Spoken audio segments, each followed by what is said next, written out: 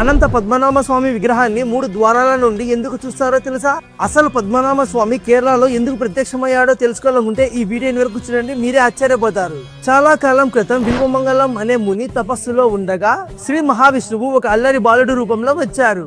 ఆ మునితో ఆ బాలుడు ఇలా అన్నారు, నన్ను ఎప్పుడూ తిట్టకూడదు అనే షరతు ఆ మునికి పెట్టాడు. ఆ ముని దానిని స్వీకరించి ఆ బాలుని క్షేమంగా చూసుకున్నాడు. కానీ ఒక రోజు ఆ ముని పూజలో ఉన్నప్పుడు అక్కడే ఉన్న శాలిగ్రామాన్ని ఆ బాలుడు నోట్లో పెట్టుకోగానే కోపం తట్టుకోలేక ఆ ముని గట్టిగా అరిచారు. అంతే ఆ బాలుడు మాయమైపోయి నన్ను చూడాలంటే అనంతం కాడు అడవికి రా అని చెప్పాడు. ముని వెంటనే ఆ అడవికి వెళ్ళగానే ఒక పెద్ద చెట్టు పిడుగు పడినట్లుగా కూలిపోయింది. ఆ చెట్టు నుండి స్వామి తన అనంత శయన రూపంలో ప్రత్యక్షమయ్యారు. కానీ ఆ రూపం ఎంత పెద్దగా ఉందంటే కొన్ని మైళ్ళు పొడవున విస్తరించి ఉంది.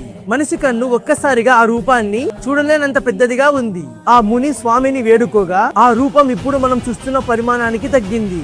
అందుకే ఇప్పటికీ ఆ స్వామి రూపాన్ని ఒక్క ద్వారం నుండి చూడలేం.